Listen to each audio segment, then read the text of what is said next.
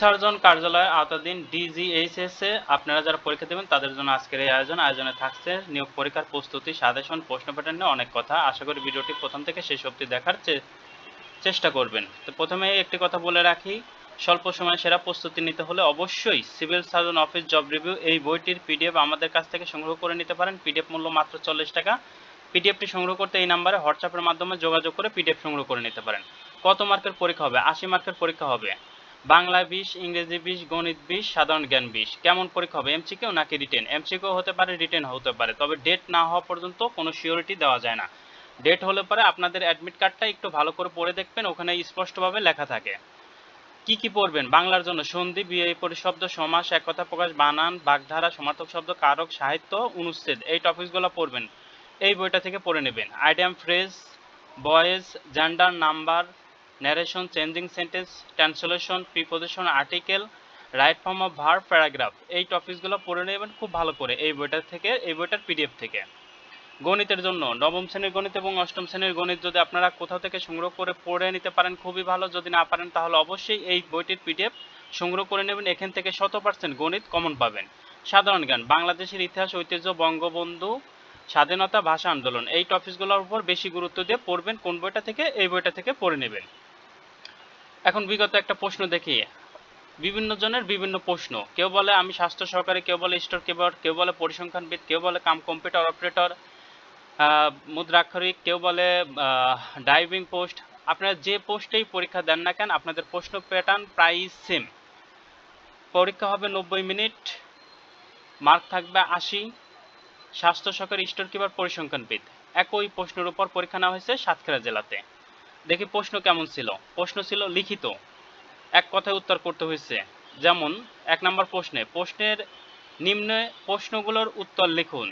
ছায়ানট কোন ধরনের সাহিত্য? তাহলে সাহিত্য থেকে প্রশ্ন আসবে, আপনাকে সাহিত্য এই বইটা থেকে অবশ্যই পড়তে হবে।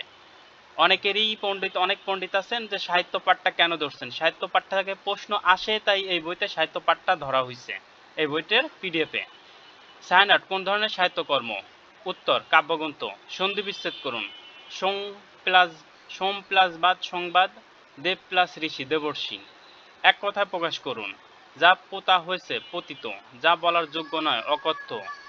অর্থ সহ লিখুন বা বাগধারা লিখুন। ননির পুতুল, শ্রম বিমুখ। বিপরীত শব্দ লিখুন। অগ্রজ, অনুজ। সুন্দর, কুৎসিত। কারক ও বিভক্তি নির্ণয় করুন। কুকর্মে বিরত হও। কুকর্মে এখানে কোন কারকে কোন বিভক্তি? অপাদানে সপ্তমী। সংক্ষিপ্ত উপন্যাসের লেখককে? শহীদুল্লাহ কায়সার। রেস্তোরাঁ, হরতন শব্দগুলো কোন ভাষা থেকে এসেছে? রেস্তোরাঁ ফরাসি শব্দ থেকে এসেছে, হরতন ওলন্দাজ শব্দ থেকে এসেছে। ব্যাস বাক্য সহ সমাস নির্ণয় করুন। নির্জলা, নাই জল যাহাতে, বহুবিহী। রাষ্ট্রপতি, রাষ্ট্রের প্রতি, ষষ্ঠী তৎপুরুষ সমাস। শুদ্ধ করে লিখুন। ছেলেটি ভয়ানক মেধাবী। আসলে ছেলেটি ভয়ানক মেধাবী হতে পারে না, এরকম প্রশ্নটা হতে পারে।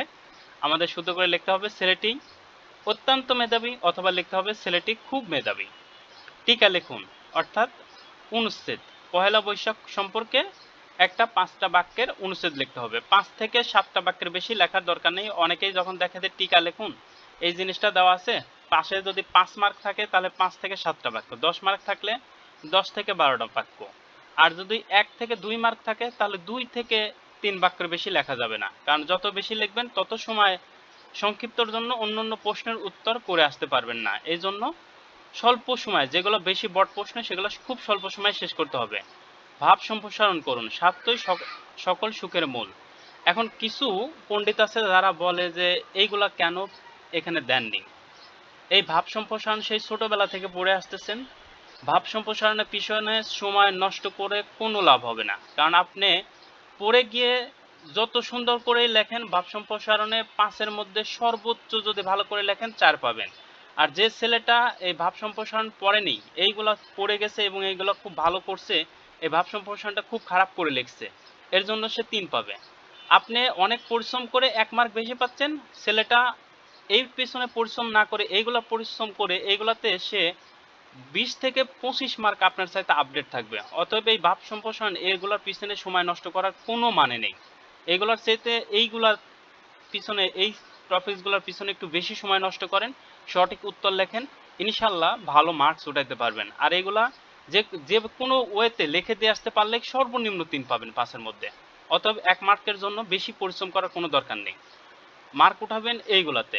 এখানে যে টপিকসগুলো দেখতেছেন এই টপিকসগুলোতে ভালো মার্কস উঠাতে হবে। যত ভালো করে লিখবেন তত ভালো মার্কস পাবেন।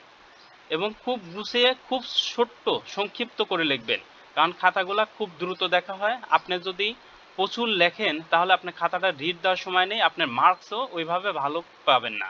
এই কারণে খুব সংক্ষিপ্তভাবে উত্তর করে আসবেন এবং গুছিয়ে লিখবেন, তথ্যবহুল লেখা লিখবেন। যেমন ভাব সম্প্রসারণ অনেক পণ্ডিত আছে 5 পেজ লিখবে, কোনো দরকার নেই। সর্বোচ্চ হইলে পরে 1 থেকে 1.5 পেজ এবং সঠিক তথ্য দিয়ে লিখতে হবে।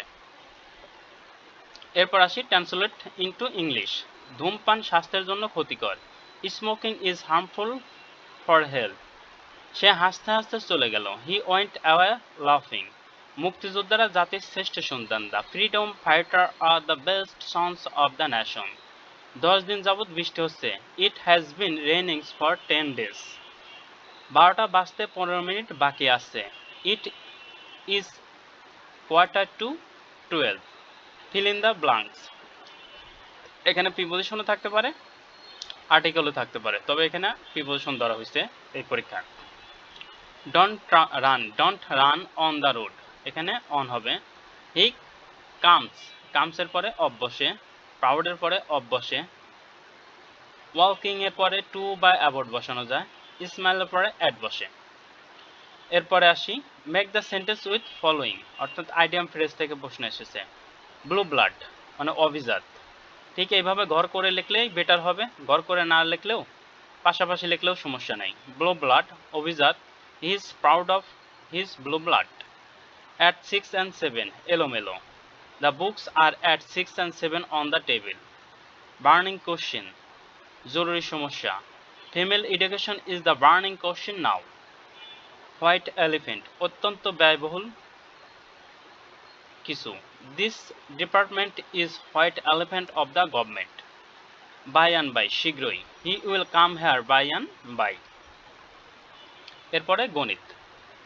গণিত প্রশ্ন যদি 4টা থাকে, আপনাদের সিরিয়াল আনার অন্যতম ওয়ে হলো গণিত। যারা গণিত ভালো করতে পারবে তাদের অবশ্যই সিরিয়াল আসবে। 4টার মধ্যে 4টা গণিতই ভালো করে আসতে হবে। এখন কথা যে এইভাবে প্রশ্নটা দেওয়া আছে, অনেকেই শুধু উত্তরটা লিখে আসেন, 9 নম্বর অ্যান্সার 0, এভাবে লিখে আসলে আপনি 1 মার্কও পাবেন না, 0 পাবেন। আপনাকে এভাবে দেওয়া থাকবে, আপনাকে এইভাবে সমাধান করতে হবে ডিটেলস লেখে। আমরা যেভাবে নবম দশম শ্রেণীতে ডিটেলস লেখে গণিত করে এসেছি, ঠিক ওইভাবে ডিটেলস করেই গণিতের উত্তর বের করতে হবে। কোনো শর্টকাট ওয়ে ব্যবহার করা যাবে না। শর্টকাট ওয়ে ব্যবহার করলে আপনার খাতার উপরও শর্টকাট ওয়েতেই মার্ক দেওয়া হবে। গণিত ঠিকই করে দিয়ে আসবেন 5 মার্কের, আপনি 5-এর মধ্যে 0 পাবেন। আর যে ছেলেটা খুব ভালো করে সুন্দর করে অ্যান্সার করে দিয়ে আসতে পারবে এইভাবে ডিটেলস করে, সে 5-এ 5ই পাবে। একমাত্র ওয়ে যেখানে পাস করার একমাত্র ওয়ে হলো গণিত। 5টা বা 4টা গণিত থাকলে 4টা বা 5টা গণিতই পারতে হবে। কোন বইটা থেকে পড়বেন? নবম দশম শ্রেণীর বইটা এবং ক্লাস 8-এর বইটা থেকে। এই দুইটা বই থেকে 100% গণিত আসবে, অথবা আমাদের গণিত পিডিএফ থেকেও আপনি 100% গণিত কমন পাবেন। এখন দেখি গণিতটা। এক্স কিউ প্লাস 1/x সমান √3 x Q plus 1/x Q এর মান কত? এটা ক্লাস 10-এর গণিত। আমরা ক্যালকুলেশন করলে 0 পাবো। একটি ঘড়ি 8% ক্ষতিতে বিক্রয় করা হলো। ঘড়িটি আরও 800 টাকা বেশি মূল্যে বিক্রয় করা হলে 8% লাভ হতো। ঘড়িটির ক্রয় মূল্য কত? এটা ক্লাস 8-এর বই থেকে হুবহুব তুলে দেওয়া হয়েছে। আমরা ক্যালকুলেশন করলে 5000 টাকা পাবো। উৎপাদকে বিশ্লেষণ করুন। x² প্লাস 4x প্লাস 1, এটা ক্লাস 8-এর অঙ্ক। খুব ইজিভাবে আমরা ক্যালকুলেশন করলে x plus 2 plus √3 into x plus 2 minus √3 answer আসবে।